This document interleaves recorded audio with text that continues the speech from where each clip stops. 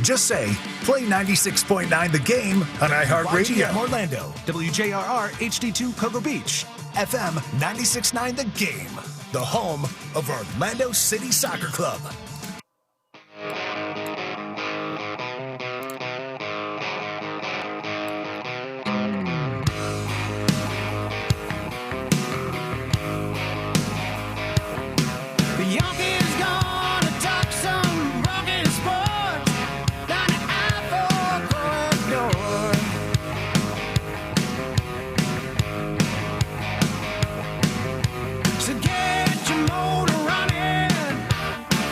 Time to put the pedal to the floor.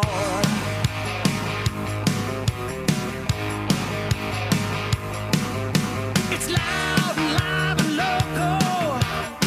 Oh, time for open mic.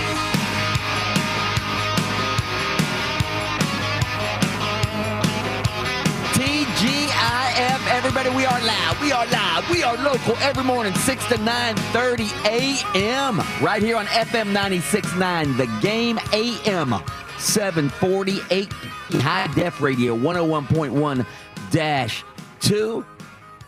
You can watch us as well on social media. Go to the YouTube machine. Go to YouTube, type in Open Mic Live Stream, and there we are.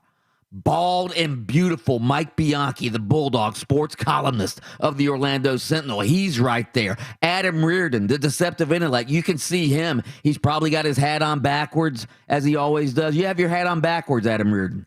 Of course I do. He's got his hat on backwards, the deceptive intellect. And, of course, as of for now, the Prince of Production, Kelly Velez, although he will have a new nickname at the end of the day. Kelly Velez. I'm so excited for this. By the way, your fate, well, my fate is in your hands, ladies and gentlemen. So please. Yes. On our text line yesterday, we were soliciting nicknames for Kelly Velez. We gave him sort of a temporary nickname when he was auditioning for the show. We called him the Prince of Production. But you guys sent in some pretty good ones on the text line yesterday. So we've put them in a poll. You can go to @969 The Game and vote for Kelly Velez's new nickname and vote on all of our other polls at 96.9 The Game. Let me see what we have as the options for Kelly Velez's new nickname. We have the Prodigy of Production. We have Smooth Operator. We have the Bianchi Sound Machine. That's the one I'm voting for. That's my favorite one. The one vote for that one is going to be Mike. Yeah. And then we have, which is it? I like this one as well. The Chairman of the Board. The Chairman of the Board. I don't know if my vote counts, but that's my favorite one because the Chairman of the Board, because he runs the board, makes a lot of sense. From a chair. From a chair. That's right. He is a man. So I mean, we got all the angles covered there. And then if we can find a non-copywritten infringed version because he's from New York, we could always, as you say, the chairman of the board, he could always play that opening sound bit from New York by the chairman of the board. See, I was absolutely flabbergasted about the creativity of the listenership. I appreciate it. So we're going to get down to it today, folks. All right, so go vote on that poll. All of our polls at 96.9 The Game on Twitter. We like to begin every show with the open mic early morning inspirational quote of the day. This comes from the great Dolly Parton, who once said, and I quote, "The way I see it is that if you want the rainbow, you have to put up with the rain." End quote. Intellect? Saying that, listen, nothing great comes easy, okay? And if you're looking for the beautiful part of this life, you're going to have to go through the grind. You're going to have to experience some of the pain, the heartache, to really, truly, in the end, get and then appreciate the great stuff. Got to go through a few storms, don't you? To get to the rainbow. Go through a few storms in your life. Yeah, to get to that rainbow.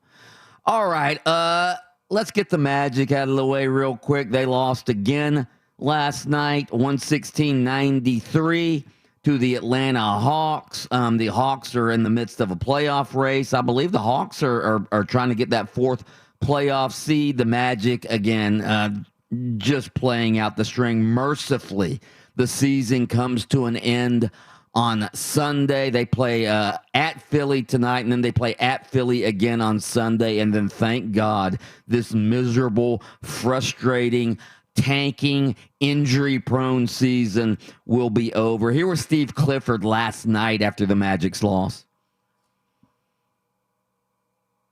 Well, I think Clifford, the biggest thing that I just talked to these guys in there is consistency and it's execution. There's not a lot of difference between. All right, that's enough, Kelly. I've heard enough. You've had enough already? Yes. I mean, again, I don't blame Steve Clifford, but he has to say the same thing night after night, loss after loss, pathetic performance after pathetic performance. 10-day contract roster after 10-day contract roster. I mean, what more can you say about the Magic?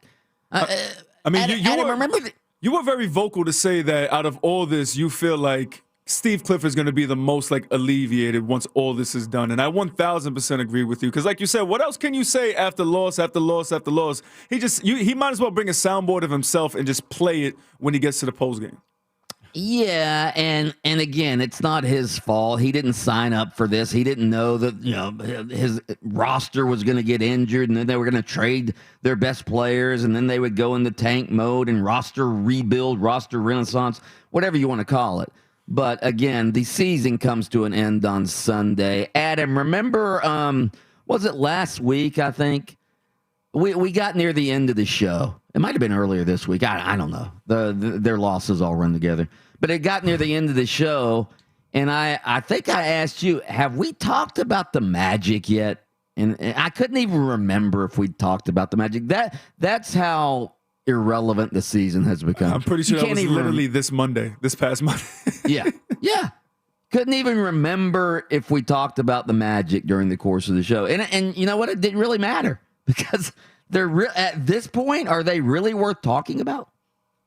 Well, yeah, the fact that they're local and the fact that they're trying to play themselves into a better situation for ping pong ball. And then we just went through the NFL draft and we just praised the NFL for the draft and all the different news items that they have coming out. It's about that time of the season where we start getting excited about NBA mock drafts and who could land here in Orlando and could they be a difference maker? I mean, here's the one thing about the NBA and guys like LeBron are different, right? We know that. But guys like Zion, when healthy or if healthy, he could be the kind of player that leads a team to the NBA playoffs. I'm not saying an NBA title. Is there a guy like that in this draft? And if so, then are the Magic going to be in a situation, ping pong balls be blessed, that they can get that guy? We saw it with Shaq. We saw it with that changes the NBA draft for all the trying to rebuild and signing guys at 5, 6, 7. Man, getting a guy at 1, if you get the right guy at 1, can change your franchise, no question about it. And that's the part where now that those guys are few and far between, though. That's few true. And far between. Yeah, but I would say that if you get who's the guy everybody wants right now? It was Cade Cunningham is the kid out of Oklahoma State. I mean, is he the kind of guy that can add flip flop 10 to 15 wins for you? I mean, we'll see. I don't know. The Magic get 2 draft picks. Hopefully, they're going to get their Markelle Fultz and Jonathan Isaac back from injury next year. So yeah, I mean they could.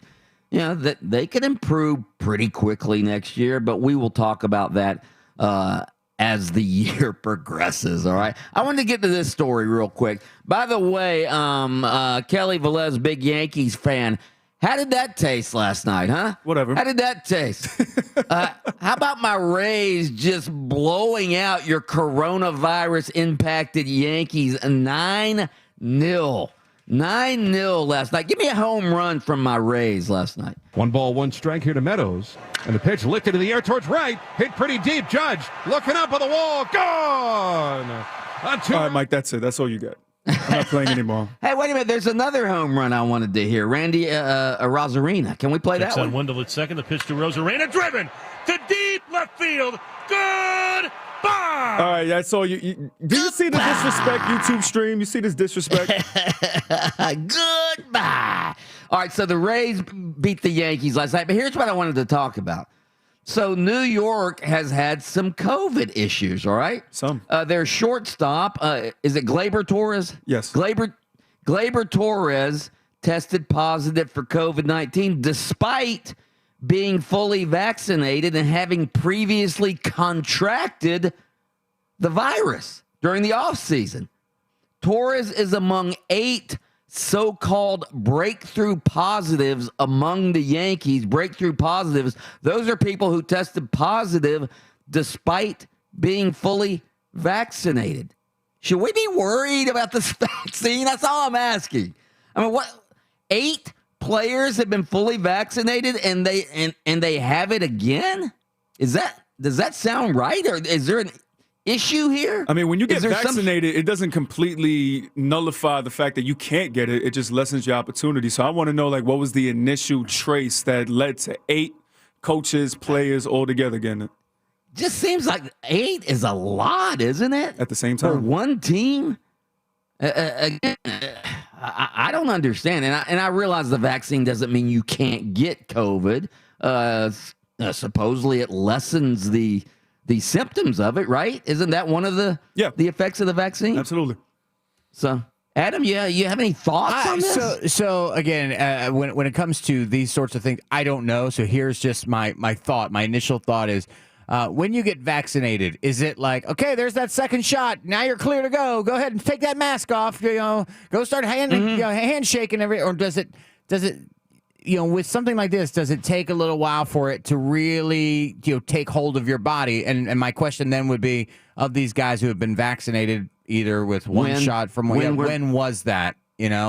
Or it could have been if they're just got their second one. Who knows if they had it, 3 days before they got the second one. Well, that's what happened with Steve Clifford, the Magic coach. Right. Remember, he tested positive on the day he got his second shot. So yeah, we don't know when they got it, but or when they got vaccinated. But still, I saw 8 and I was like, wow, 8? That sounds like a lot. That sounds like a lot. By the way, the new, we don't have to wear masks indoors now. Is that if you've been vaccinated? Is that the new edict from? Yeah, I mean, you got to carry your card with you, and if anybody asks for it, you got to present it.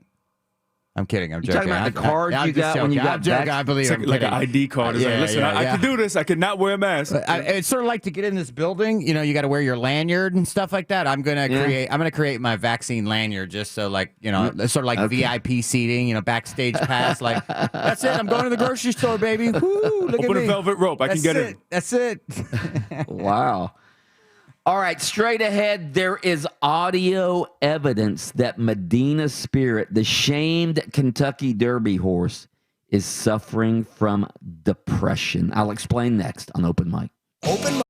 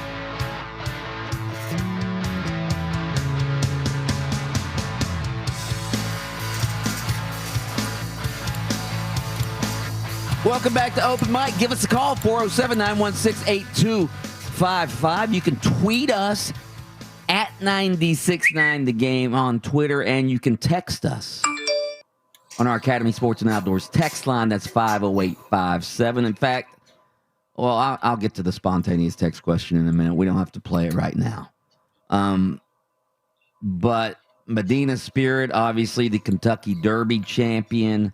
The news came out yesterday that he had passed an initial drug test. Do you say he or it? I don't know. Anyway, Medina Spirit, he passed an initial drug test required by the Maryland's Jockey Club and the Maryland Racing Commission as a condition for entering the Preakness on Saturday. So Medina Spirit passes that test. Results for 2 more rounds of testing will be released by 3 p.m. today. So I guess 3 p.m. today is when we will know for sure if Medina Spirit will run in the Preakness. I'm guessing yes, because NBC is going to want Medina Spirit to run in the Preakness, because nobody knows any other horse in the Preakness except for Medina Spirit. Right. Because that's what everybody is talking about. And I got to tell you, I have a source within the Maryland Jockey Club, and this source tells me, guys, that Medina Spirit is suffering from depression, feels he's been sabotaged by someone, believes it's an inside job, by the way. In fact, not only does Medina Spirit say that someone shot him up with steroids, he's also saying that while he sleeps, somebody keeps stealing, pilfering his food. In fact, one of my sources at the Preakness recorded this at Medina Spirit's stall last night. Listen to this. When I get up for breakfast, there's no oats in the bin, 'cause everything is going out and nothing's coming in. Believe me when I tell you, I have heard the news. I got those empty feed bag blues. There you have it right there. There you have it. My pretty filly told me to stay away tonight. Oh, there's more. I didn't know that Medina had vocals like that. Appetite. Why am I so unlucky? Me with 4 horseshoes. I got those empty feed bag blues. Oh, poor Medina Spirit. Listen, if Medina, he shouldn't even be depressed with those type of songwriting and singing abilities. I just don't race anymore. It's that simple. Just don't race. That was from the old Mr. Ed TV show. All right. If horses could talk, though, what would the other horses be saying to Medina Spirit as it walks into the stalls at the Preakness? What would they be saying? Can we use that as a spontaneous text question? Spontaneous text question of the day. I think that's a good idea. What would the other horses be saying to Medina Spirit as they prepare for the Preakness? I mean, they're all probably in the same little, barn area. So, they could probably talk to you. Would they be like cheater, pumpkin eater, something like that? I don't know. Like, fraud. Like, oh, great, thanks. What would they be saying? Deceptive intellect? You got any ideas? I think they, no. You thought they said golden? They said gelding. Run for your life. Anyway, text those in 50857. What would the other horses be saying to Medina Spirit at the Preakness if they could talk? All right. So we want those. 50857. By the way, did you see this story? So Udonis Haslem, everybody remembers Udonis Haslem, former Gator great, been with the Miami Heat now for, 17 years? He's been with the Miami Heat. All right, so he hasn't played all year. All right, He's been on the roster since opening night, but he hasn't played all year. He's sort of like the I don't know, I guess he would be sort of like the team glue guy who doesn't actually play. How would you describe Udonis Haslem? He doesn't play anymore. He's the heart of the team. He's the OG that, like you said, glue guy's a good way to put it. He's the one that keeps everything. The locker room general, even if he's not. If Tim Tebow makes the I'm sorry, I mentioned the name Tim Tebow. All right, if Tim Tebow made the Jaguars, he would be like Udonis Haslem. All right, he wouldn't play, but yeah, maybe he'd be the locker room guy. I don't know. Anyway, so Udonis Haslem finally played last night. 70th game of the season, all right? He entered the game with 59.3 seconds left in the opening period against Philadelphia. All right?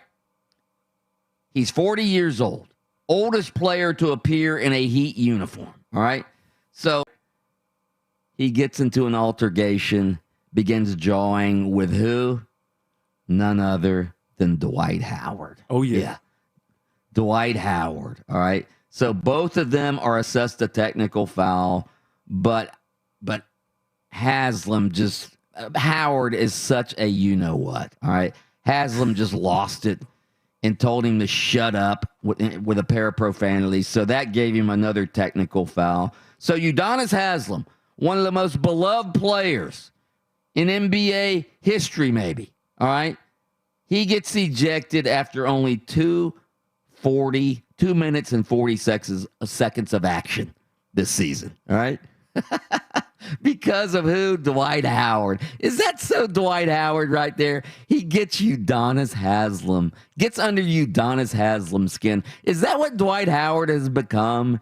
He's become like a sort of like the goon out there, the hockey goon. He's out there to get other players ejected. Is that Dwight Howard now, guys? He's kind of like a great value Dennis Rodman. You know what I mean? Like he's going to be the guy who gives you a little elbow, gets you sort of incites the riot, and then puts his hands up when the referees come. Like, hey, I didn't do anything. I don't know what you're talking about. There's a part of me though that thinks that this was staged, almost WWE style, because as you mentioned, Haslem hasn't played all year, right? Mm-hmm.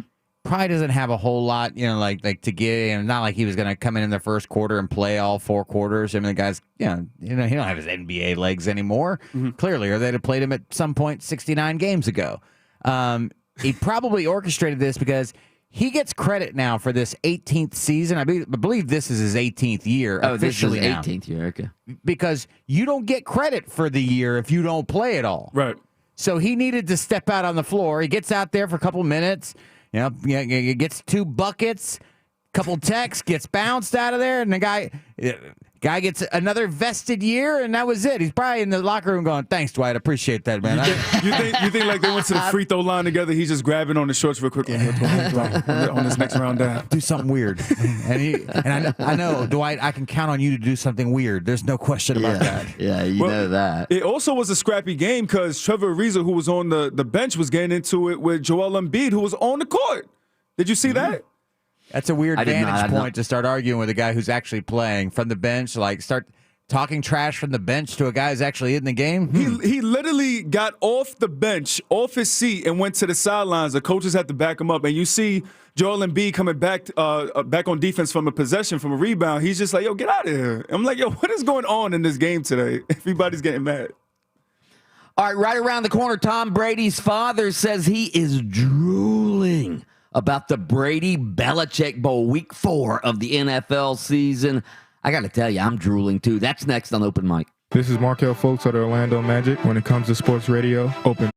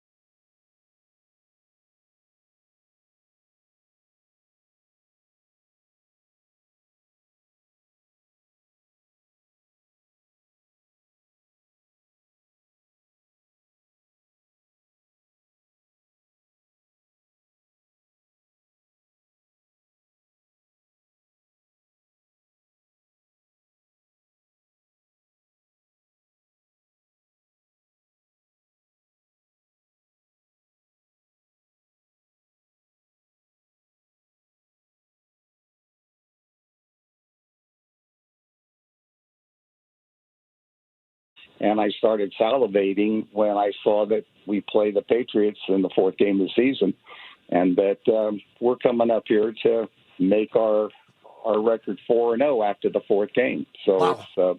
It's a pretty fun time.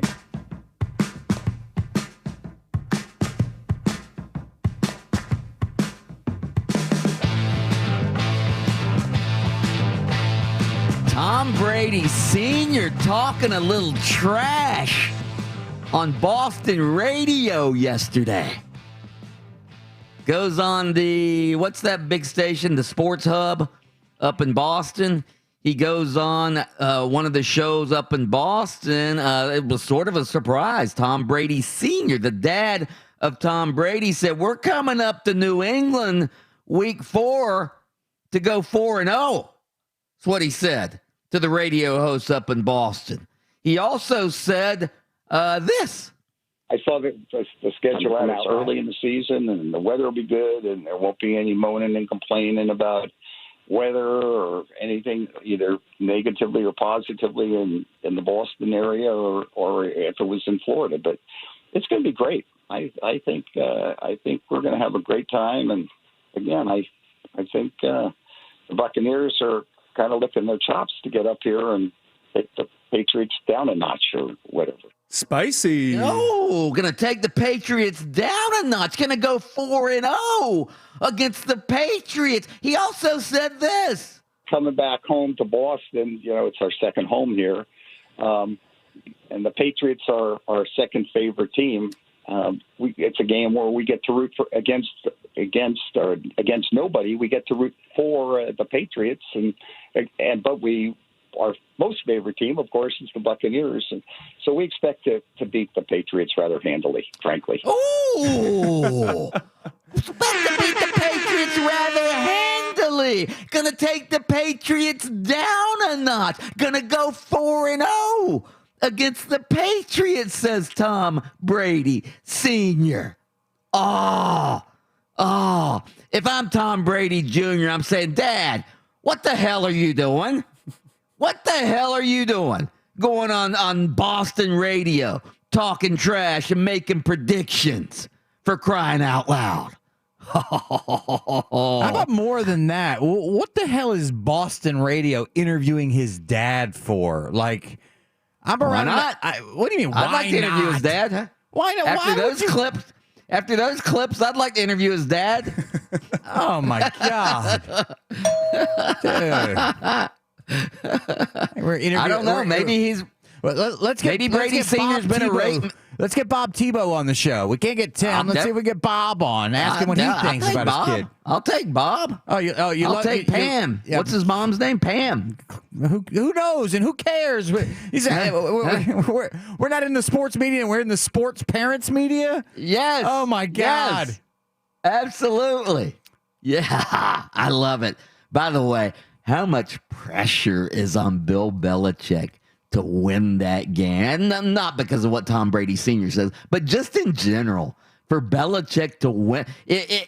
Even if the Patriots are 0-3 heading into that game, I'll guarantee you, Bill Belichick right now is game planning for that game. I don't even know who the Patriots play in their first 3 games, but right this minute, Bill Belichick probably, in his little cubby hole, in his home somewhere with the old film projector on, breaking down the Buccaneers. I guarantee you he's game planning for that game right now. How much pressure is on Bill Belichick to win this game? The pressure of the world, that's how much. The pressure of the world. Or at least, or at least, Boston.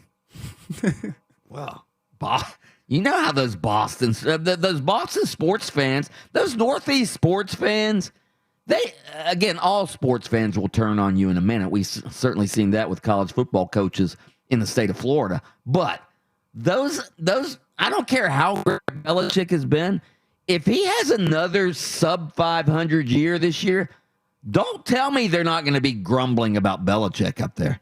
Oh, they'll be ready to move on to the next one.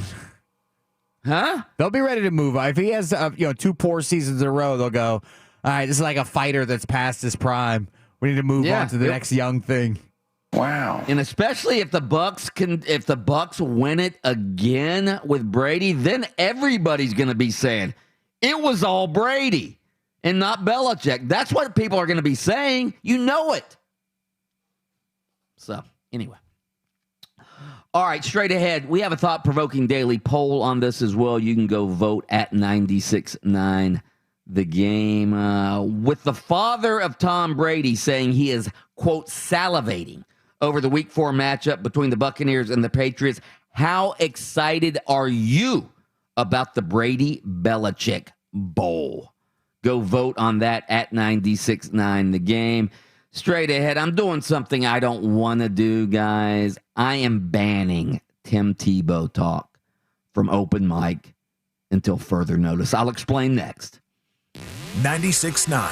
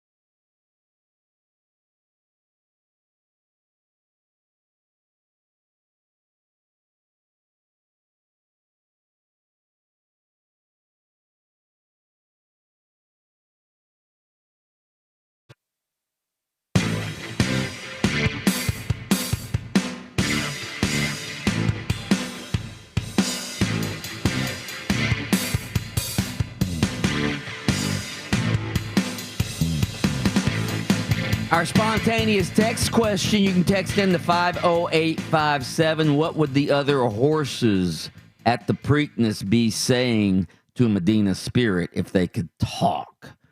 What sort of taunts and jabs would they be taking at Medina Spirit? Text those in to 50857. I'm going to try something new. All right, we have a new executive producer in Kelly Velez. So it's sort of a new era beginning on our show. All right, so every Friday, obviously, there's the weekends are big for sports. I've got some sporting events here. All right, I want you guys to give me a thermometer reading on these as far as your interest level. You know, like low, medium, hot. What I don't know. All right. So let's start. Let's start with the Orlando Magic. They play tonight. They play tonight against Philly, and then they end the season Sunday in another game at Philly. What's up? Is that a low, or is that a non? Red hot, baby, let's go! Oh, stop it! Don't lie. There's no lying on this show, Kelly Velez. I mean, I already told you how I really feel as soon as you said the Magic. Low, right? Ice cold. Ice cold. Yeah, ice cold. What's cooler than ice being cold? Cool? Ice cold. Cryogenic. Antonio Brown's feet cold. How about that? Hey, we just found the first confirmed human being underneath this glacier cold. Yeah, I totally agree with that. Does it make you feel? And again, we aren't avid Magic fans on this show, although we want to see the Magic do well because, hell, we have to talk about them. We want them to be relevant. I've lived in Orlando for 20 years now. I like the Magic. I want them to win, but I'm not supposed to root. Being a, credible journalist, I don't root for teams, although I do pull for all of the teams that we talk about to do well. I really do. Again, it doesn't matter to me whether it's UCF, Florida State, the Magic.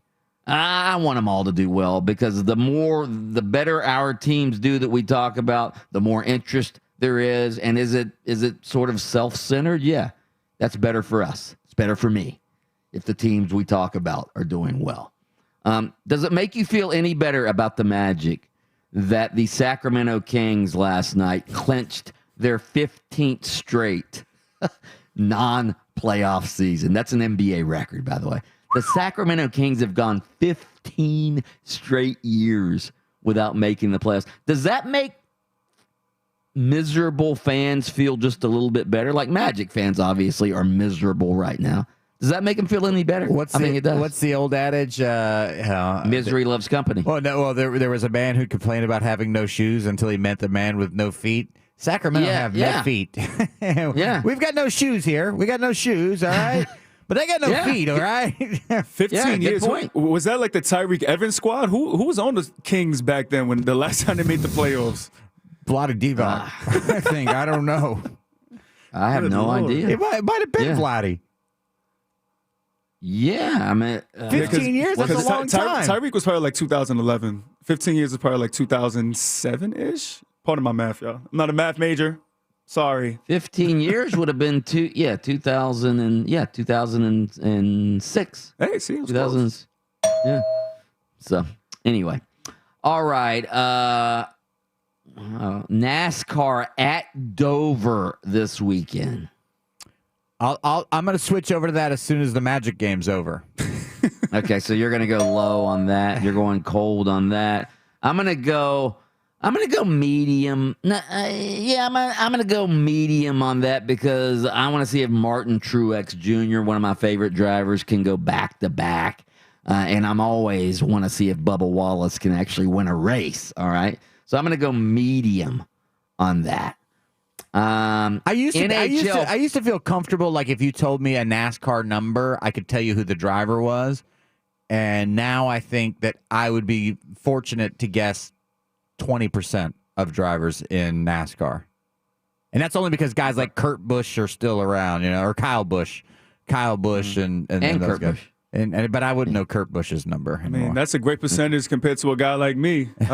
Shoot. I may have been overshooting the 20%. What about NHL first-round playoff series between my Florida Panthers and the Tampa Bay Lightning? That begins on Sunday, by the way, down in South Florida. Interest level there?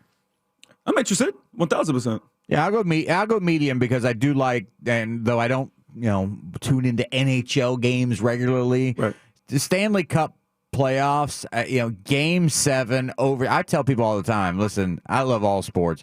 But there is something about a Game 7 overtime hockey game where if that lamp gets lit, then somebody's got to go to that handshake line knowing that that's it. That's a wrap, and it could come at any second. I love it. Listen, I went to a Solar Bears game, and it came down to the wire, and that place was electrifying. So I can imagine how loud the house is going to be. If this was Wings, it would be Buffalo, like a nice little Solar Buffalo. Bears game. The Solar Bears game was electric. Electric, Mike. And keep in mind, Really? they closed the top part of Amway. That's and everybody was there. It was going down. It was incredible, and it was my first Solar Bears game. Mike, Crazy. Mike, the Predators used to be an electric atmosphere. Absolutely. Yeah. That means having a good fan base. Yeah. I'm going to go medium on that as well. I'm going to go medium. I'll watch some of the games, but it's not going to be must-watch TV for me. I'm not a huge hockey guy, but I do want to see my Florida Panthers win that series. All right, Orlando City at DC United. That's Sunday night, kickoff 8 p.m. By the way, you can listen to that game right here on our sister station, Real Radio 10. What is Real Radio's call letters? I don't even have them in front of me.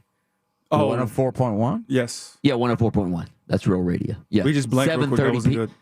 Yeah, 7:30 p.m. is when kickoff, or when the coverage starts, and then 8 p.m. kickoff. I'm gonna go high on this one. Yeah. Obviously Orlando City. They've started out the season pretty well. 1-0-3. They have 3 draws. All right. They have new ownership now, even though new ownership hasn't taken effect. That's not going to take effect for 30 to 60 days. But I'm always interested in Orlando City games. It's a little late for me, the 8 p.m. kickoff on a school night, but I'll watch at least the first half of that game. What do you laugh at that? Yeah, I always said late on a school night. On a school night. Yeah, it is a school night, Sunday night. Yeah. Yeah, I'll go high on this as well. I'll obviously soccer is probably my preferred sport amongst them all. So I'll watch it. And the fact that Orlando City's undefeated right now, and they've started the season 1-0-3. Does 1-0-3? I guess it does. Yeah. Technically, undefeated. Listen, FSU is peddling their undefeated streak, even though they had the choke it doke up there. That was a tie. Yeah. So you are undefeated. Technically, you have not been defeated yet. So yes, I will be watching Orlando City and rooting for them. I feel like every game, Nani has like an incredible goal. Is Scott Harris going to be calling it? Of course we have to watch. What? Well, we'll have to listen, right? We have to listen for Scott. Yes. By the way, Orlando City insider Julia Poe from the Orlando Sentinel, she will join us at 8 a.m. this morning. Julia Poe will be on to talk about the purchase of Orlando City and a lot of other Orlando City topics. She had a story in today's Sentinel about how Orlando City has dropped to the bottom half of the league in player spending this season. I guess the Players Union released all the salary figures yesterday. The Lions are now 16th overall in player spending with $11.33 million total in salaries. All right. This is, again, according to the MLS. That places Orlando City under the league average for 2021. That's going to change, isn't it, when the Wilf family takes over? Yes. That will change when the Wilf family takes over. Sounds like somebody who is selling the club is pinching his pennies beforehand. Maybe. Yeah. Maybe. I mean, they didn't sign a third designated player. So, yeah. Right? Yeah. I'll come and keep a couple of these bucks in my pocket before we sell. And then also, that's a great piece. And if you want to check out that piece, that's on OrlandoSentinel.com. Yeah, Orlando City. Cheap plug. They also share that. They also share that piece on the mainland. Mikey. I was waiting for it. Yeah, there you go. Did they link to that? I don't know. I know whose they don't link though. By the way, take a guess who the number one spending team is in MLS as far as player salaries. Gotham? I would say LAFC. LAFC is they're not even in the top 5. They're 6th. Our state rival, Inter Miami. Oh, God, I should have. 17.8 million. Then Toronto FC, which by the way just signed Dom Dwyer at 17.01 million. Then the LA Galaxy, 16.84 million. Atlanta United, and that's not a surprise, 16.18 million. This one sort of surprises me. FC Cincinnati, 15.5 million. You think they'll sign some defenders or something? Pay for some defenders, maybe. So anyway, that is the salary info. The salary dump yesterday comes out of the MLS Players Union. Let's pause for station identification. WYGM Orlando, WJRR HD2 Cocoa Beach, FM 96.9 The Game, the home of Orlando City Soccer Club. All right, guys, I've made a decision on this show. You guys know how much I love Timothy Richard Tebow, right? You know he's my favorite athlete of all time. Loved watching him play. Lobbied for him for the Jaguars to sign him 10 years ago when he was coming out of college. Lobbied for the Jaguars hard to draft Tebow. Think he's going to be president someday. All of that. We all know my affinity for Timothy Richard Tebow. And what I'm about to say hurts me deeply, guys. You're drawing a line in the sand with Tebow? Not personally. I'm actually drawing a line in the sand with us as sports talk radio hosts and media members. All right? That's fair. I'm tired of talking about Tim Tebow. I'm tired of hearing other people talk about Tim Tebow. I'm tired of the endless debates and discussions on the ESPN talking head shows about Tebow maybe being signed by the Jaguars. So, the edict I've come up with is I am heretofore banning Tim Tebow talk from open mic until something actually happens with him. Okay. Put your foot down, Mike. It's astounding to me that nothing has actually happened with Tim Tebow. There's been no transaction. There's been no contract. There's been no even offer that we know of. But Tebow has generated all this controversy, all this consternation, and there's not even been a transaction. He hasn't been signed. All we know is that he's tried out a couple of times with the Jags, and they're deciding if they're going to invite him to training camp. All right? He hasn't made the team, hasn't signed the contract. We don't really even know if he will be signed to a contract. But it's just mind-numbing to me to think of all the discussion that this has caused. And believe me, we are as guilty of it as anybody. I went back through our show because I have a script of the show. All right, I went back through our last few shows. We have spent the majority of our time and topics on Tim Tebow. It's true. And again, it's mind-numbing to me. It's become a racial issue. Tebow's become a racial issue. It's become a white privilege topic to some in the media. It's become, why is Tim Tebow getting another chance when Colin Kaepernick isn't, when we don't really even know if Tim Tebow's getting another chance yet? Nothing tangible has happened with Tim Tebow. As Kravitz said yesterday, we in the media we're like moths flying to the light or flying to the flame. When Tebow is even remotely in the news, the moths fly to the light. Fly to the light, because we know Tim Tebow is going to generate controversy and conversation. So what do we moths do? We fly to the light. Guess what? I'm turning out the light today. I'm turning out the light. No more maws flying to Tebow talk. So that's my edict today. But again, if the Jaguars announce something that merits discussion, if they actually do sign Tebow, or if Tebow comes out and talks about what happened, Tim Tebow, we haven't even heard anything from Tim Tebow. So unless something tangible happens, we're not going to have any more Tim Tebow topics. Thoughts, Reardon? I'm just adhering to the edict right now. I'm not going to talk to you. No, okay. Yeah, because the more you talk about not talking about it, you're still talking about it. Yeah. I'm good with that. But again, this is the last time. This will be the last time. But this Mike, is the last time. It's true because there will be times within the past, 3 weeks that I've been here, right? I'm doing blog posts and podcast posts, and I'm like, there's a lot of Tim Tebow and Urban Meyer up here. I'm realizing. Yeah. But like you said, it's just what it is. It's media. It's our job to do that. But at the end of the day, so was the conversation we had yesterday, was that the time that you realized that, okay, this is enough? Because I feel like that was literally the first time throughout all these weeks that we were like, you know what? Nothing's even happened. So does it even warrant us discussing it if nothing has happened? Again, I think it's lazy media syndrome. I really do. It's hey, we've got this guy Tebow, who we know is going to generate some controversy. We know is going to generate conversation. We know if we put out a poll about Tebow, people are going to vote on it because he's so polarizing. And so just watch the ESPN debate shows.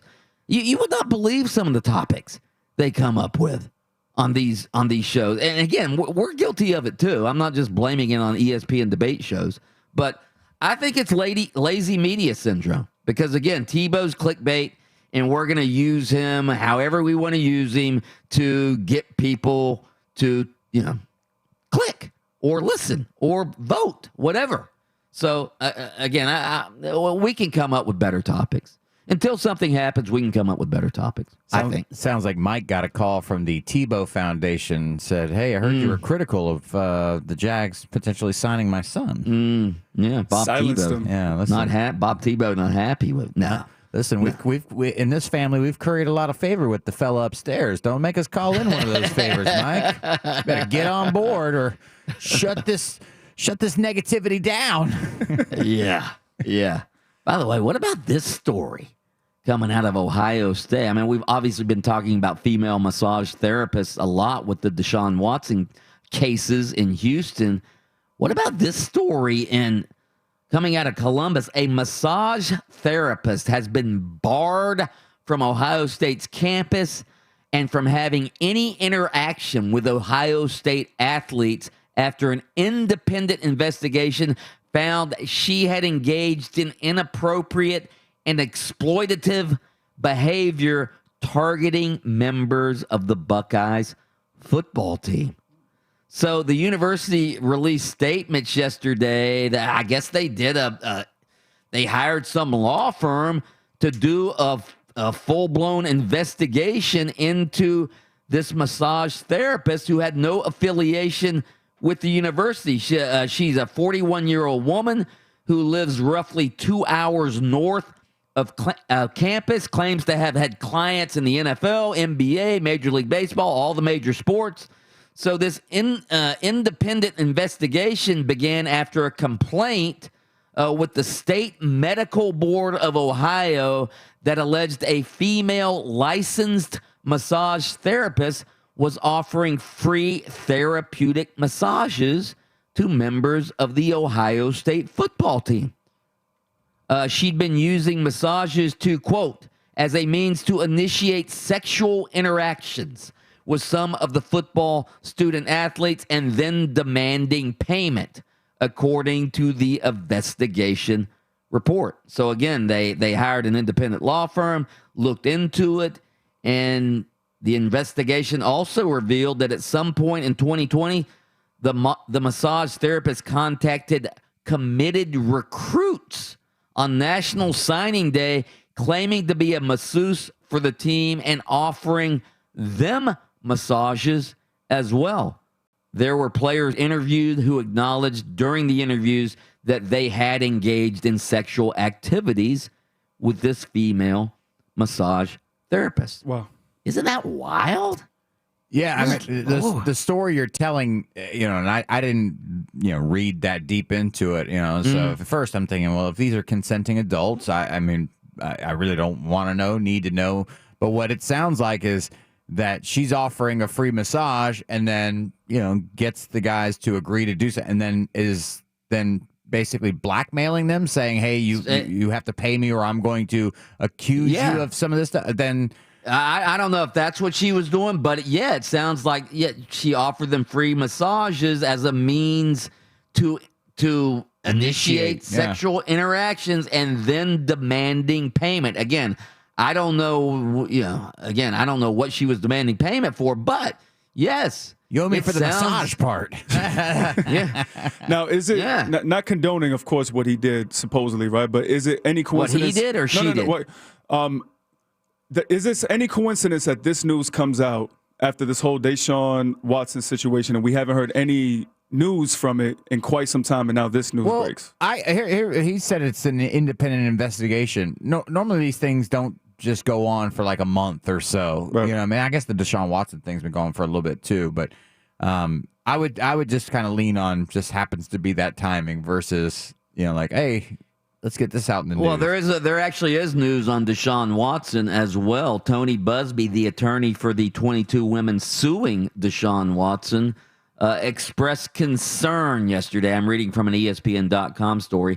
He expressed concern on how the National Football League is handling its investigation. So Tony Busby says that the NFL investigator, a woman, by the way, named Lisa Friel, who's pretty highly thought of, he says that she's not handling the investigation with respect when it comes to his clients. I don't know what he means by this. He wouldn't go into any allegations or any specifics, but it sounds like she's asking these women some pretty tough questions, which, again, that's, if you're doing an investigation, you need to ask the tough questions.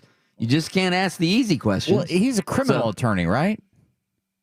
Tony Busby is the guy he's the civil defense attorney who's representing the civil attorney who's representing the women. Right, but what does he care how the NFL is doing their investigation? That shouldn't have any impact on the civil case.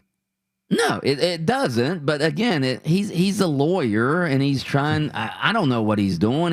I'm sure he's got. We some were hoping you weren't going to ask our clients these kinds of questions. Yeah, again, I don't know what Tony Busby's doing, but he's obviously a publicity. He's seeking publicity, so he's come out with this story. It may be true, it may not be true. I'm just saying this is one side of the story we're hearing. Let's always remember that. All right, straight ahead, the sound off coming your way. We are going to react to the best sound of the day on Open Mic. Now.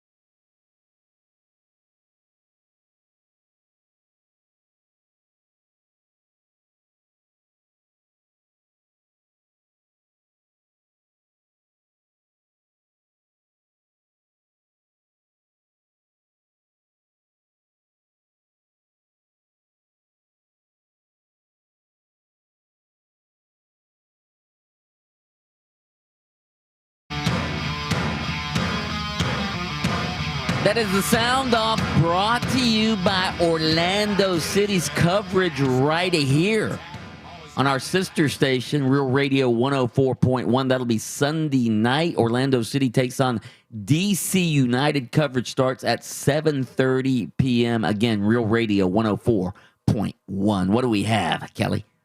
Sound off. Sound off. The kick and the pitch. Swing, a high pop-up. Rosarena looking up into the dome says he's got it. When he makes the catch, the Rays win. The hated Tampa Bay Rays getting their 9-1 win against my COVID-reduced Yankees, Mike. Yeah, the Rays win. What was it, 9-0? Your Yankees were so pathetic last night. Here's how pathetic your Yankees were, all right? The Rays had like a 60-year-old pitcher out on the mound, all right? Rich Hill, actually, how old's Rich Hill? 40 years old. 40 years old. Rich Hill becomes the oldest player in the majors. He's the oldest players in the majors right now. He joined Nolan Ryan as the only pitchers to strike out 9 against the Yankees he's 41, at age 41 or older. You let a 60-year-old pitcher dominate you last night, all right? Rich Hill, the old Rich Hill. Hey there, swing it this one, Yankee. See if you can hit this one, you young whippersnappers. How'd that taste, Kelly Velez? I hear in the bullpen, they call him over the hill. Over the hill. That's fine. Yeah, Chris Berman's going to borrow that from you. Coming back home to Boston, it's our second home early in the season, and the weather will be good, and there won't be any moaning and complaining about weather or anything, either negatively or positively in the Boston area or if it was in Florida. But it's going to be great. I think we're going to have a great time. And again, I think it's like he's going on vacation. The Buccaneers are kind of licking their chops to get up here and take the Patriots down a notch or whatever. Father of the GOAT, Tom Brady Sr., absolutely salivating, he's saying, when he's going to see the Bucs and Pats play Week 4, saying he's going to take them down a notch, Adam. Yeah, I mean, he's talking like he's on the team. We're going to do this. What do you mean we? Listen. Hey, his son is the co-star of the team. You can say we. Listen, fans do that. On the team. Fans do that all the time. I know. Fans do that all the time. It's stupid. It's okay, we. but no. But he's family of the team. If you're family of the team, all right. Like for instance, your daughters probably play on soccer teams, right? Don't they? I'm sure that you call them we because if you're part of the family. But I mean, nobody. This is professional sports. Nobody should be interviewing the father of the players. Yeah, stop. It's just a weird. I mean, honestly, it's just like this is like probably a pretty reputable, sports talk radio podcast or whatever it was. And no, it's the big station in Boston, the Sports WEEI. Yeah, I believe it. I believe that's the Sports Hub, is it not? Yeah, WEEI. Yeah. So I think what it was. I think Tom Brady used to do a hit on there, but then I think maybe he moved to Tampa, and then people were like, "Well, we got to get a Brady on here." And now Brady Senior does a hit every week. No, they just had the Tom Brady. Yeah, they just had the wrong info. Senior. We got Tom Brady. You didn't tell me it was senior. You got to check the fine print. Sound off. Yeah, we have not signed Tim. There's a thought going around. He was in the best shape of his life. Asked to see if he could work out with a couple of our coaches. I wasn't Wait even a there. minute. Wait they came back and they said, "Wow, this guy's no, Urban Meyer, you don't come on this show. You don't come on this show trying to talk about Tim Tebow. We have banned any Tebow talk until you, Urban Meyer, actually do something tangible. Either sign him or announce you're not going to sign him. Then we can talk. Urban Meyer, don't try to bust in here during the sound off talking about Tim Tebow when you know, Urban Meyer, we have an edict on this show. No Tebow talk until something tangible happens. Boom. Urban Meyer, kick him off the show. Kelly, get him out of here. He's out of here. Get out of here. All right. Get out of here. What's up, Mom? I just wanted to tell you that I'm I'm so proud of you, son. I'm so glad that you never gave up. I'm just so happy that God has given you the desires of your heart. I've been praying for this for you. God just makes you happy and gives you everything that you have so hard worked for. I love you. See, that's a beautiful story, man. Juan Toscano Anderson, he's a forward for Golden State. He's been grinding, working, and now he finally signed a 2-year deal with Golden State. He finally got his look. That was his mother calling him in the postgame, congratulating him, Mike. See, let's get to the real talk right now. That's beautiful. Yeah, I mean, why wouldn't she be happy? Yeah, absolutely. Again, I root for stories like this. I mean, guys that come up, whether they sign a 10-day contract, and once they get up to the bigs, they turn heads and they work hard. And, even when the games don't matter that much, yeah. I mean, how do you not root for stories like that? That's sort of like the Daryl, one of the most beloved Magic players of all time is Daryl Armstrong, heart and hustle. This is a guy who came from nowhere. He was working in a textile factory and, gets a shot with the Magic, works his way up and becomes the sixth man of the year one year. So, yeah, I love these stories. And Mom was probably happy about the 2-year contract. Hey, she's probably getting a new house now, too. That makes you happy, doesn't it? Huh? Yeah. I mean, I think about athletes who, probably, their whole lives, grinded and had to do things and maybe didn't come from the best upbringings and whatnot. And the first thing a lot of these guys want to do is buy their mom a house. You know what I mean? Mm-hmm. They say, listen, Mom, you don't have to work anymore. You remember Clinton Portis, right? Oh, absolutely. Yeah. You ever seen his mom's house? Mm-mm. So he went to Gainesville High School, the Purple Hurricanes. She loved being in Gainesville, loved his time at Gainesville High School, and the house is purple. Oh, yeah. That's what I'm talking about. Yes. Yeah. It's still my favorite house that any athlete has ever bought his mom or father. Yeah. This purple house. That's just because he went to Miami. Well, that's a good story, too. I mean, it's Purple House. Mom loves Purple House. Do they call it the Purple Palace? They do not call it the Purple Palace. By the way, can I say this real quick? I'm going to do this real quick. On Facebook, that Orlando City group is crushing Mike, right? This guy doesn't love our team. This guy. It's sort of like, so you ever been involved where, like, your friend gets jumped by a bunch of people, and then you're like kind of like going, do I really want to get in there? Because listen, there's so many people, they're going to jump on me too. I'm sort of watching. I watched it from a distance. You're just letting them kick. You're just sitting there, standing there, watching them kick my ass, aren't you? Like a true friend. They're all on you, and I'm like sitting there going, because there's so many of them. They're coming from all these. I wouldn't be able to help. I'm just here to call 911 now. Sound off. That's the sound off for today, ladies and gentlemen. All right, straight ahead, I have a college football topic I want to get to. That is next on Open Mic. Open Mic. We'll be back in a couple minutes. I'm sorry. Extremely sorry. This hour on 96.9 The Game, AM 740 is fueled by Casper Sleep Shops. It's small business.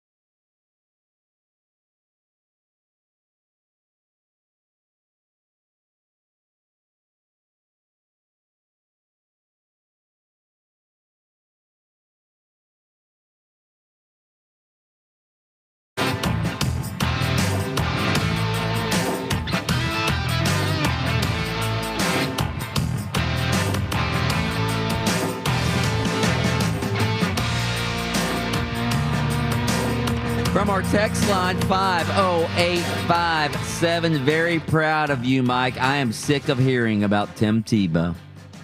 Yeah, especially when there's nothing going on.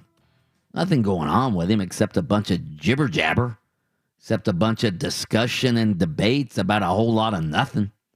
Whole lot of nothing. No transactions, nothing. So yeah, we've banned Tebow talk until something tangible happens with Timothy Richard. All right. So the Rays last night beat the Yankees 9-0. It's always great to beat the hated Yankees 9-0. I had a couple of home runs last night. One from Jason Meadows. Here's what that sounded like.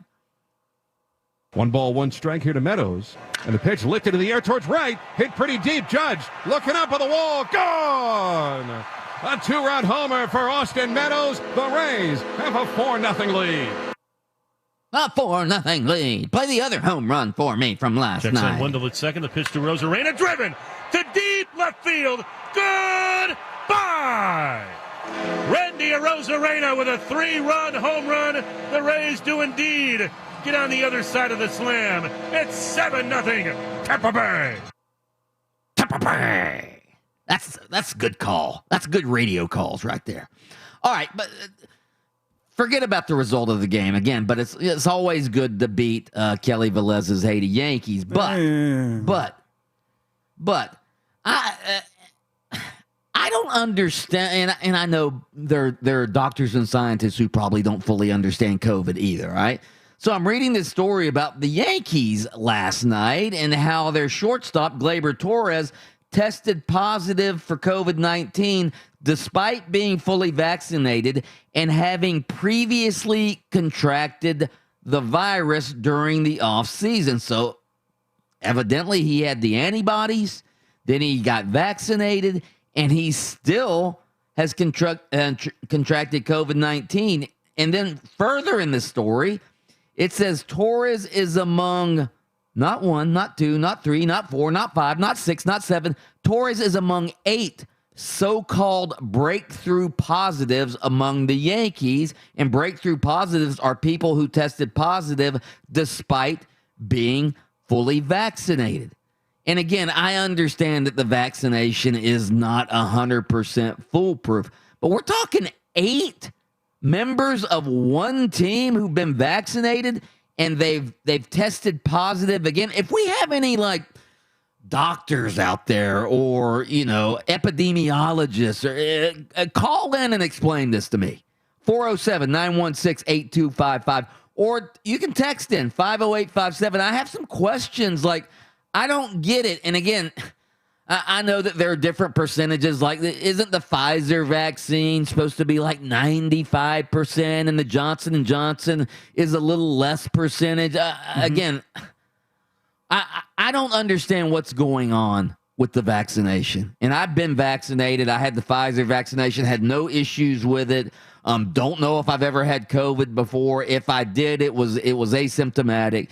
So, I'm all in favor of being vaccinated, but I don't get the 8 members of one team, how they can be vaccinated and still get the COVID. So anybody? Well, so I'm sitting here thinking to myself, I'm going, because that number sounds so large, and now did they say that they've had 8 players over a period of time, or there are 8 players right now in this moment that they call breakthrough? Well, they said players, coaches, things of that nature. So it's not just players. Yeah, it's not just players. But it's right staff now, members as well. in this latest right round now, of testing, as we speak. From what we see, that's what they're saying. Yeah. So then initially, because that number seems so high and seems so isolated on that one team, I would then question, let's go through the testing protocol and see if there's some sort of contamination through the testing and who is doing, because that number just seems so unbelievably high. How maybe some tests got switched around, or somebody's test got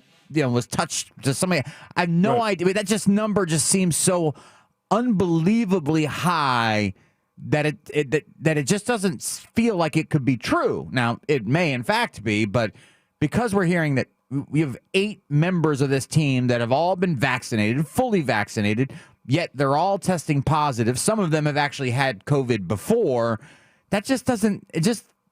it seems like something's off. Somebody just texted in 50857. He says he's a physician. Again, I believe him. He says could have been an inactive virus still in the system. And then he uses a term called viral shedding. Kelly, can you Google viral shedding and coronavirus and see what comes up with that? And then somebody texted, "This isn't uncommon." I realize it's not. I realize that you can still get the virus even though you've been vaccinated, and that's not uncommon. But doesn't 8 on one team seem uncommon? It does to me. Yeah. What you tell me the percentage of where it's uncommon that this happens? People fully vaccinated then test positive again, and if you tell me that that's going to be 4%, whatever. This is way more than 4% of that organization, at least. At least the traveling part of the organization. So I again, the number just seems high to me, and because we're not seeing these types of results with the Angels or the Rays or anybody else, I just question something happened in the testing process for all these tests to come back positive.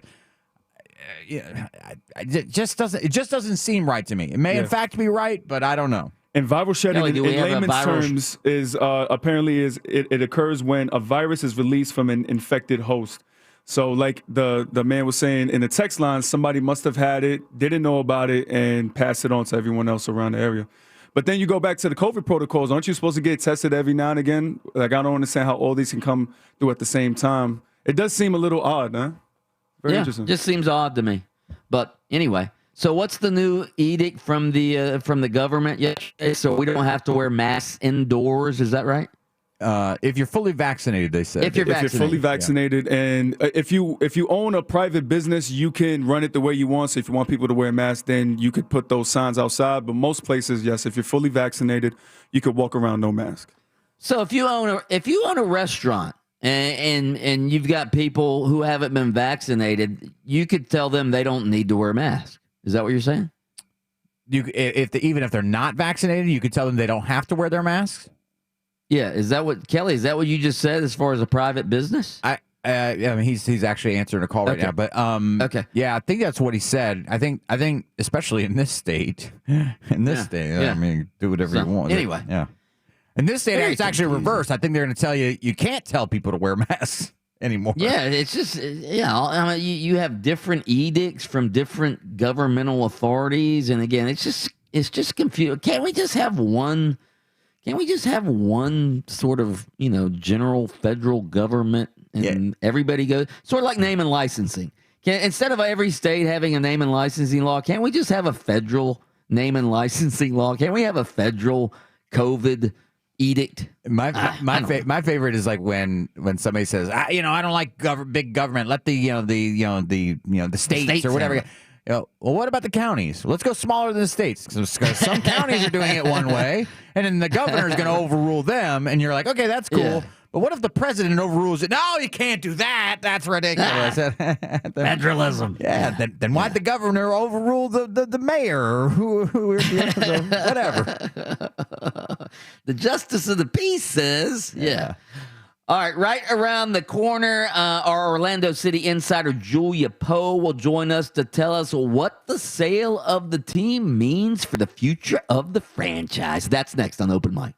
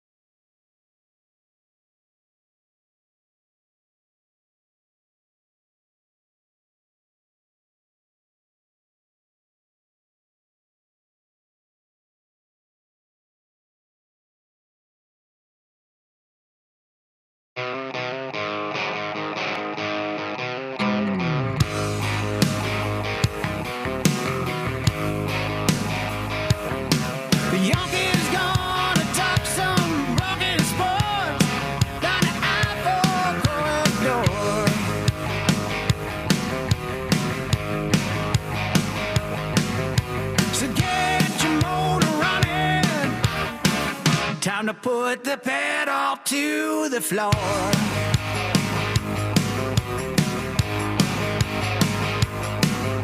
It's loud and live and local. Oh, time for open mic.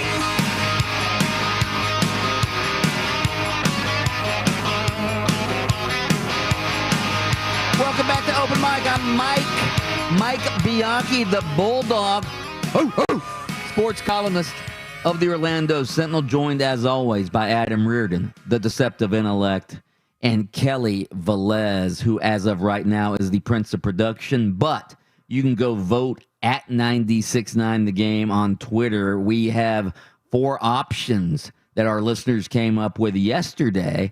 4 options for the new nickname for Kelly Velez since a new production era has begun on Open Mic. We want you listeners to give our new executive producer, a nickname. So go vote at 96.9 The Game. We will give you our opinions on all the polls coming up at 8:15 this morning during the blast. Do you have a preference as to which one you want to win, Kelly Velez? Listen, which option? When we went through all of them yesterday, every time you mentioned another one, I was mind blown. The creativity has been incredible.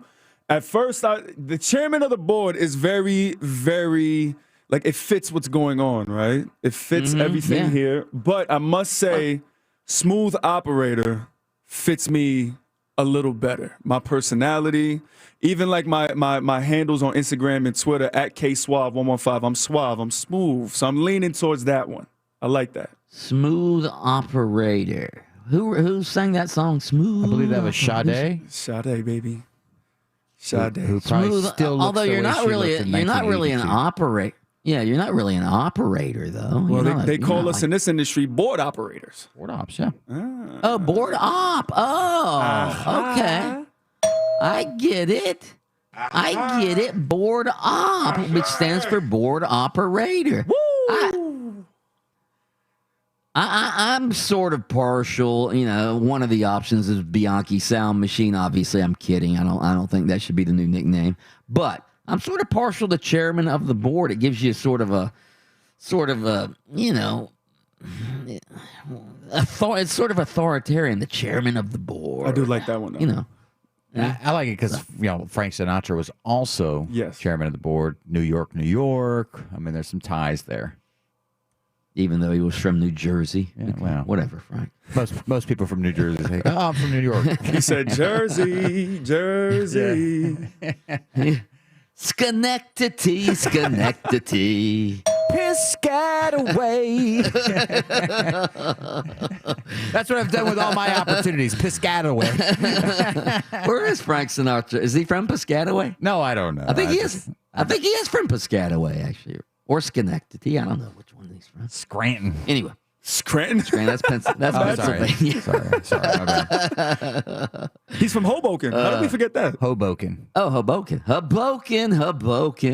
my kind of town. It doesn't have the ring to it. They're in the producer of all that music was like, we got to change this up, man. Give me some song. Give me some cities from New York. Yeah, perfect. All right, we're gonna have Julia Poe, Orlando City Insider, on momentarily. I just saw this story. I was going through OrlandoSentinel.com, and Matt Murschel wrote a story. So, former UCF wide receiver Trey Nixon, who was drafted in the 7th round by the Patriots, he just signed a 4-year, $3.5 million contract with the Patriots yesterday. Again, he was selected in the 7th round, 242nd overall selection. He was among 8 players selected by the Patriots. He was among 5, a school record 5 UCF players selected in last month's draft. All right, so 7th round draft pick gets a $3.5 million contract. That's an average annual salary of about $900,000.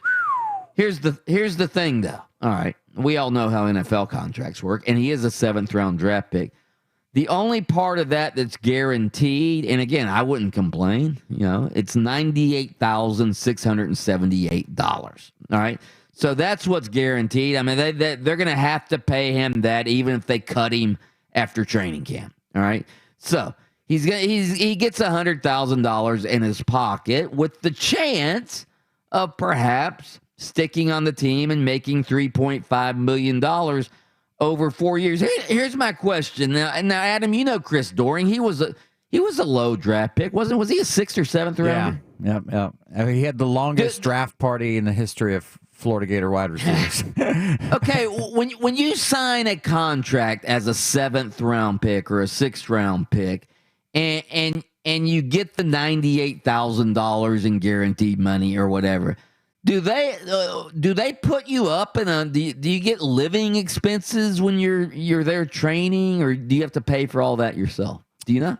I don't know that exactly. But I'm assuming, like, when you're training and you're like at training camp, you're normally like you're normally staying at like a college Holiday dorm. Inn or something. No, it's like stay at a college dorm, because these training camps are normally like off site from the actual team place. right. But the Jaguars used to train in Jacksonville, but they would put up their guys in like a local hotel, like a Holiday Inn or something, during training camp. But that was only for a couple of weeks. I'm just wondering. I guess you have to pay for your own expenses, even if you only get $98,000 guaranteed. So I would go the other way. I would expect the team to pay. If you're requiring me to be at this hotel, then you're paying for that hotel. Otherwise, no. The Jaguars paid for the hotel, but that was only for a couple weeks. I'm talking about after training camp breaks up. Oh no, right? Training camp. No, you got to start now. You got to rent your own apartment to live in. Yes. Okay. Yeah. Oh yeah. No. No. Especially not for the 7th round guy. They may swing a place for Trevor. Trevor Lawrence, like, hey, I'm looking for a house right now, on the market, but it just nothing's popped up. Well, we'll find you a place. Don't worry about that, Trevor. All right, let's pause for station identification. WYGM Orlando, WJRR HD2 Cocoa Beach, FM 96.9 The Game, the home of Orlando City Soccer Club.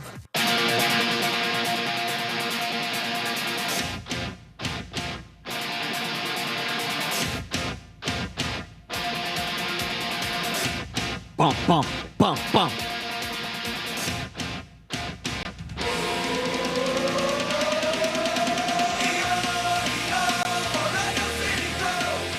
Orlando City, go. That's right. They went this week and found themselves a new ownership group, is what they did. Flavio Augusto da Silva has sold the team.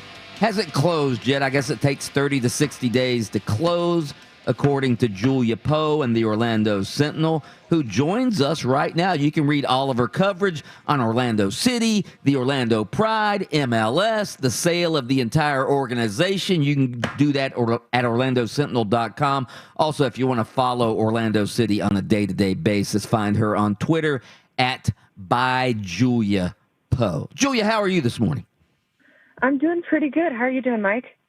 We are doing good, Julia. Obviously, we've been talking a lot about Orlando City this week and, the sale of the team. And, there's been rumors and rumblings for a while that the Wilf family was going to sell the team. All right. So in our discussions this week, Julia, we've been trying to think of a downside to this sale, and we can't come up with one. We just think this is like one of the best things that's ever happened to Orlando City. Is there a downside?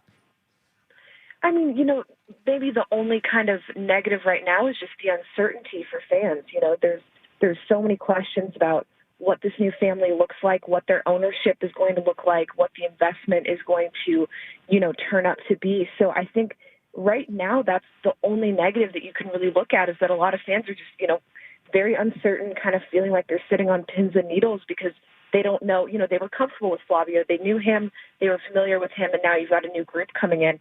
I think that that's just the main thing, though, right now. I mean, like you said, and like you've been talking about this week, the Wilfs are a well-connected family with deep pockets that have been able to invest a ton in the Minneapolis community and in the Vikings up in Minnesota. So, I mean, so far, this looks like it's going to be a huge boom for Orlando City. But now, proof is in the pudding. It really comes down to just kind of what is going to happen over the next few months and what that, initial impression looks like. Julia, you've been writing about the Wilf family a lot and how they've been wanting to get into MLS for quite some time now. They tried to buy, I guess, Minnesota United, minority owners in the Nashville franchise. What do you think attracts them to MLS? Yeah, I mean, this is a family that's been wanting to get into soccer for a while, just in general. They're a soccer family. I know Mark Wilf played growing up. A lot of them have kids that played soccer or are still playing soccer. So, this is a family that was interested into expanding into that sports space in general. And you look at MLS, you kind of see this pattern of a lot of NFL owners specifically are getting into also MLS ownership. I think a lot of folks see the way that the sport is booming and growing and kind of the niche audiences that you can get into and really invest in and get a lot of buy-in from. You see that obviously here in Orlando. You see that, for instance, I think Atlanta United is a great example also with the Blanks. So I think it's just kind of that pattern. And like you said, they tried for Minnesota, weren't able to get that. They've bought into Nashville for the last few years. They'll have to sell that minority stake. And this is just something that they've been looking at for a while. I think something else that's really interesting to highlight is that they wanted to get into women's soccer too. That's something that they've been kind of bringing up and talking about, is that they didn't want to just get into MLS. They wanted to get into the NWSL as well. And this was a package where they could do both of those things and get into both of those leagues. Julia, obviously there are multiple members of the Wilf family. That's why it's a family. Is there one of the members who, whether it be Ziggy, Mark, Leonard, is there one of the family members who's going to, for lack of a better word, be the front man for Orlando City? Yeah, so all of them will definitely be involved. Mark Wilf has been kind of one of the heads of pushing their development, especially into Nashville. He was the head of that, and he was also helping to lead a lot of the deal here in Orlando. So he'll probably be a face that a lot of Orlando City fans will become comfortable with. But I know that all of them are hoping to, get involved, get out to games, be part of the leadership of the club. But I do think that Mark is going to be probably the one that fans are going to start getting most familiar with, just in terms of kind of that on-the-ground work. Julia Poe, Orlando City insider, writes for the Orlando Sentinel. You can check her out at orlandosentinel.com. She's right here on Open Mic. All right, Julia, Flavio sells the team. Obviously, sports fans in Orlando, as I wrote earlier in the week, owe him a debt of gratitude for stepping up and financing the move to MLS. What do you think his legacy is among Orlando City fans? I mean, first and foremost, it has to be that stadium. Self-financing a stadium is becoming more and more of a rarity in sports, especially in the U.S. I mean, you rarely see owners doing that anymore, quite frankly. And the work that he put into that stadium, some of the adjustments that he put in to react to what fans were wanting out of their stadium experience, I mean, that it's a beautiful place to go to work. I go to work there a couple times a week, and it's always the highlight of my week. So I think, if that's going to be the first thing. And then, like you said, I mean, he set the foundation for a club that already had such a strong foundation in USL, but everything that Flavio has been able to set up just with getting this team into MLS, the buy-in that they've had, bringing the pride in so early, there's a lot of the history, especially as fans keep moving forward, they're gonna look back at Flavio as being the guy that helped to, set up a lot of the foundation of the history of this team in MLS. Obviously, that USL history was there, but in terms of that move, he provided so much for the team in that, and especially the stadium. I think that will obviously always be a massive benefit that he gave both to the city and to the fans, just in terms of the way that he financed that and worked on that. Julia, we've been talking about the Wilf family and their deep pockets, and their pockets are deeper than Flavio's. I was reading your story this morning about how Orlando City has dropped, to the, below the middle of the pack when it comes to spending on player salaries. Is that unusual, and is this an indication that maybe Flavio was, and again, pinching pennies before selling the team? I do not think so in that regard. The reason that Orlando City dropped, like you said, out of the top 10 spenders in MLS is more because they have one of their designated player spots open. And that is more of a technical, tactical decision than it was necessarily a spending problem. If you talk to Oscar Pareja or Luis Muzi, they want to get the right DP, and they don't want to just go out and like throw a lot of money at whoever's the best guy on the market. So when they let Dom Dwyer go last year, all of a sudden you just have this massive pocket of money that you're not paying out anymore. So I don't necessarily think it's reflective of that, but they're going to have a lot of room to work with now because they are an extremely low budget team right now for the production that they've still been able to get out of a lot of their players. Has there been any talk or rumblings about, does Orlando City, obviously, finally Orlando City is on the right track after 5 years of misery at the beginning of their MLS experience. They got a great coach now. Their front office seems to finally know what it's doing. Has there been any talk of, is the Wilf family going to leave well enough alone when it comes to personnel? Well, that was definitely the question that I got from every single fan when the story broke. There were a lot of people that were like, great, welcome to Orlando. If you touch Oscar Pareja, we're going to have trouble. Like, that was the general sentiment that I was hearing from people. I think, obviously, like you said, there's 30 to 60 days before they close. And then after that, there's going to be kind of this onboarding process where they're going to come in and assess everything and just kind of figure out what they want to do next. So it's not going to be any type of imminent change. And I think, like you said, when you look at the success that Muzi and Pareja have had, I think anyone would be hard-pressed to really want to mess with that or mix that up too much. I do think it'll be interesting to see just what happens in general with the front office in terms of, what other changes they might want to make.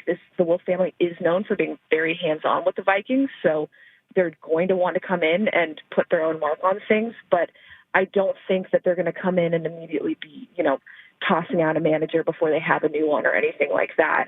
It's just going to be a process of figuring out if the success that they're having currently is what they want to work with. And I mean, like you said, it's hard to look at what those two guys with Pareja and Muzi have done in the last few years and really think that you can find much of an upgrade throughout MLS.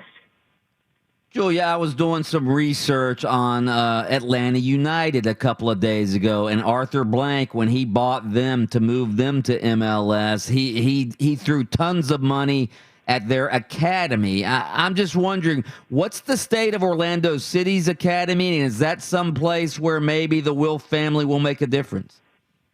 That is a great question because, in my opinion, that's one of the biggest bonuses of having the Wilfs come in right now, because right now we're seeing Pareja and Muzi, youth academy growth is their thing. Pareja came up as an academy director, as a guy who likes to work with young players.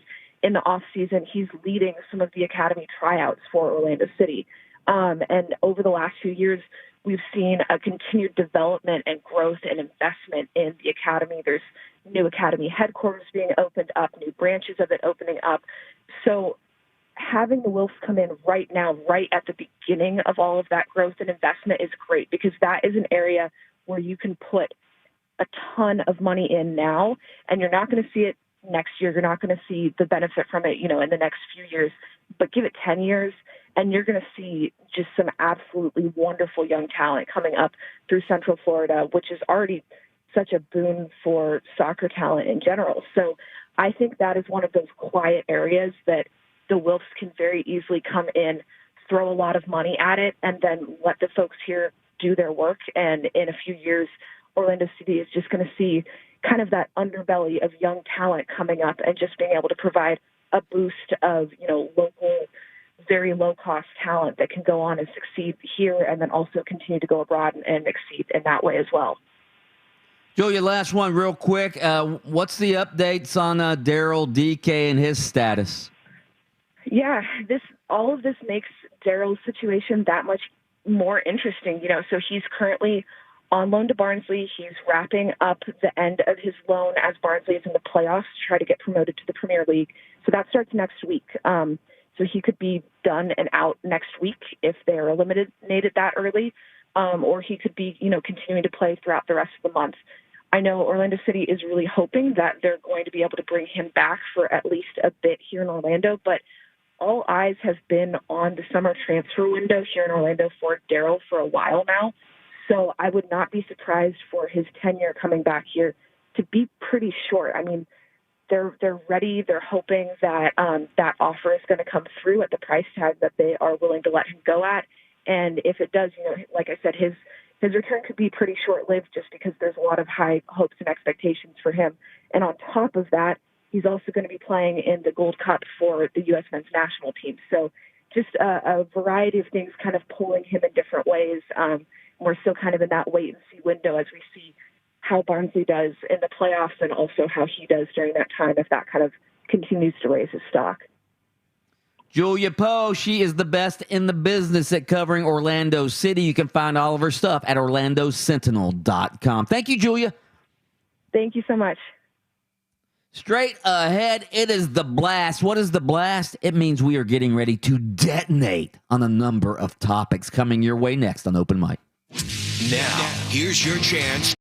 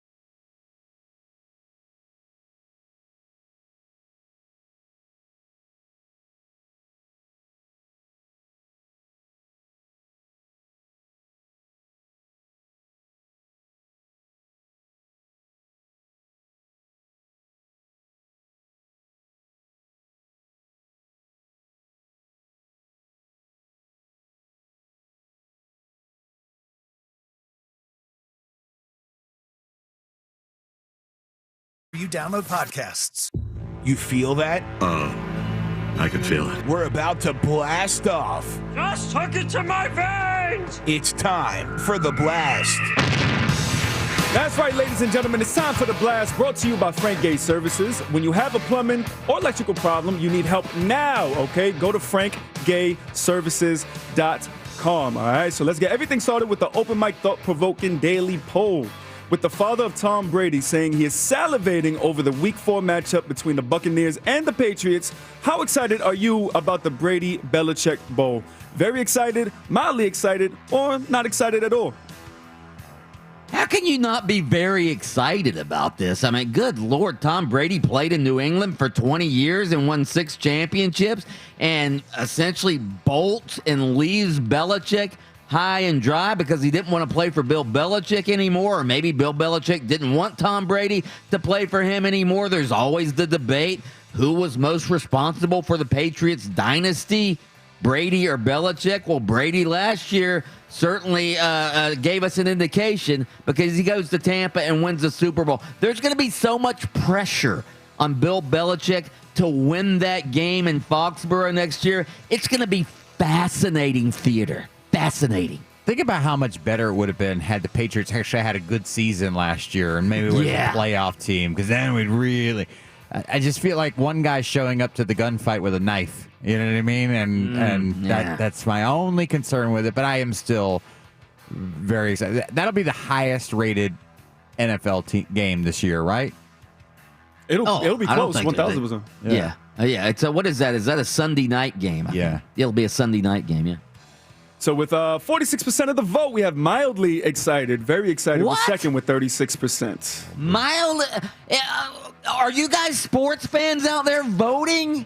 I mean, good Lord, how you're mildly excited? Mike, then you must not be a sports opinion, fan. Mike, not your opinion. They must not be sports fans. You're not real sports fans if you're only mildly excited. Sorry. Well, maybe because the Patriots weren't very good. It's not like it's a matchup between two great teams, Mike. Doesn't matter. That's right. Open mic supplemental poll number 1. Okay, should Orlando Magic fans feel just a little bit better about the state of their team in knowing that the Sacramento Kings have missed the playoffs for an NBA record 15 straight seasons? Absolutely yes or no? Not at all. Absolutely yes. What's the old saying? Misery loves company. Yeah, I mean you.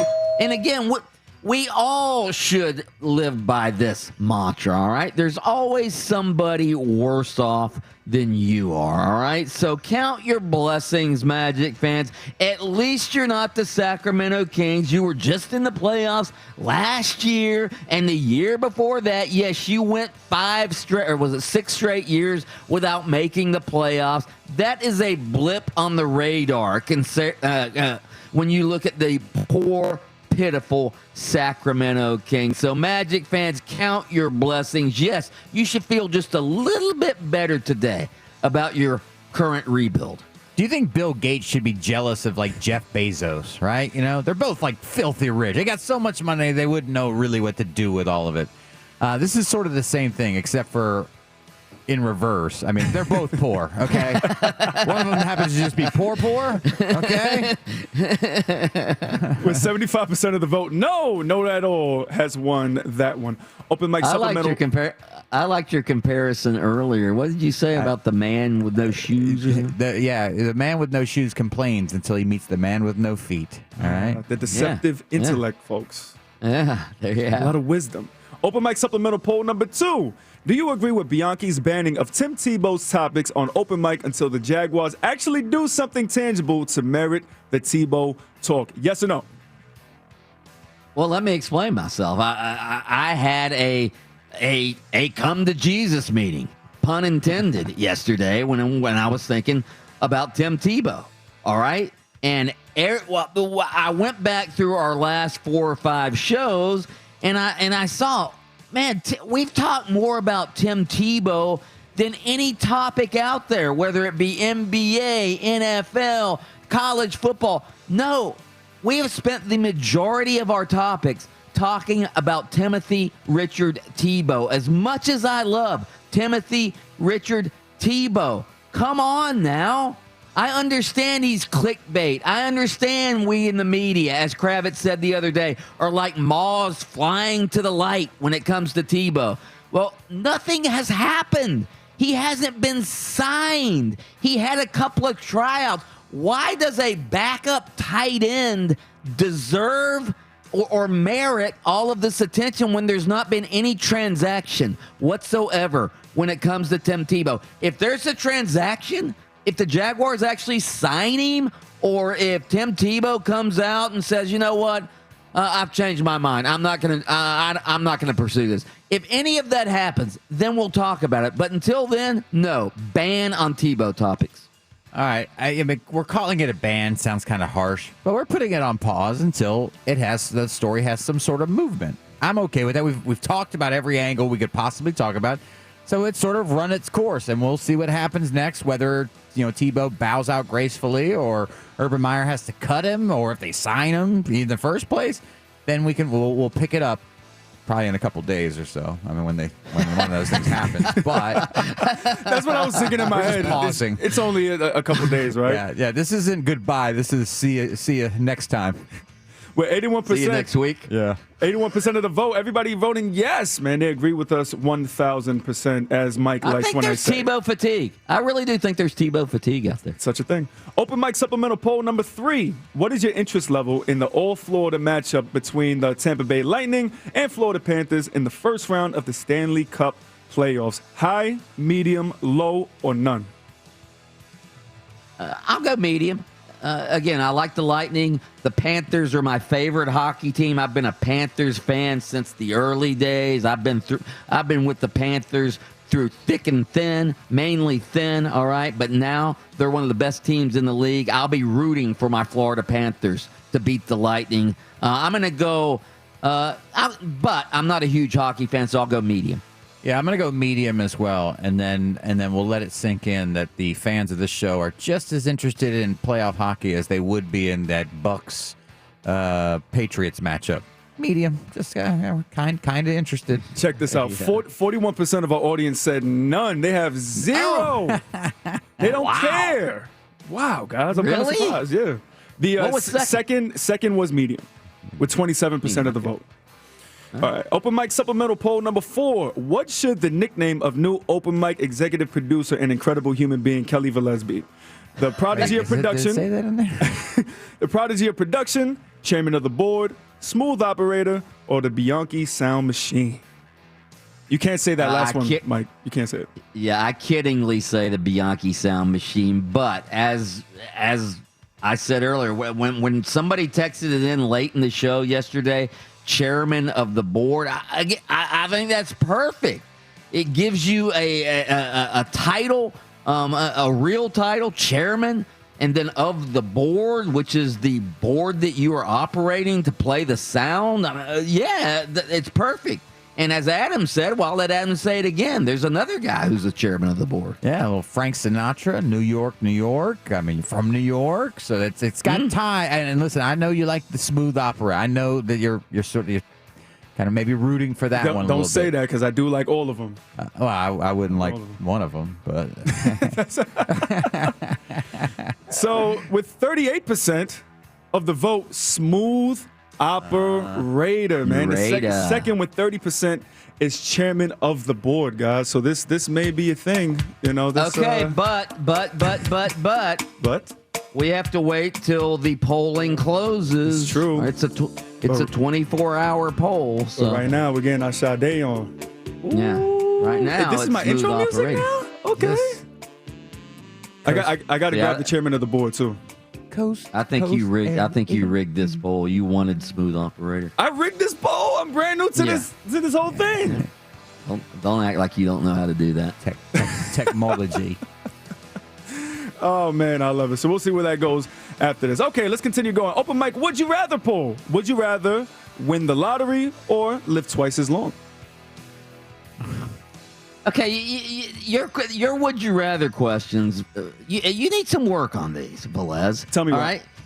Okay, win the lottery. What do you win? I mean, are you just winning like is it like how much? How are you winning? First of all, is it millions and millions? Is it multiple millions of dollars? And what state are you living in? Are you living as you're 95? Listen, Mike, you are overthinking. This has happened all the time. You are overthinking this. It's would you rather. You need specifics for this? Well, I mean, lottery. If you're 80 years old, are you living, are you living the next 80 years twice as long as an 80-year-old, or are you living it as a 25-year-old? Because if it's as a 25-year-old, I'll vote number 2. All right? Right. But if it's as an 80-year-old, I might take the lottery. Yeah, my body's breaking down at 43. So if my time is up at 80, but you're telling me I got to go to 160, no thanks, but no thanks. I'll take the cash now. Listen, by the way, when Twitter expands their polls, then you can get these deep ones, real all deep. right? 70%. Mike, would you rather be a shark or a lion? Come on, make up your mind, will you? He's going to get the one-word ones from now on. 73% of the vote said win the lottery, guys. And that's the blast for today. You already know. Frank A. Services, we love you guys so much out there. Brought to you by the blast, I'm sorry. Frank A. Services, a live operator, is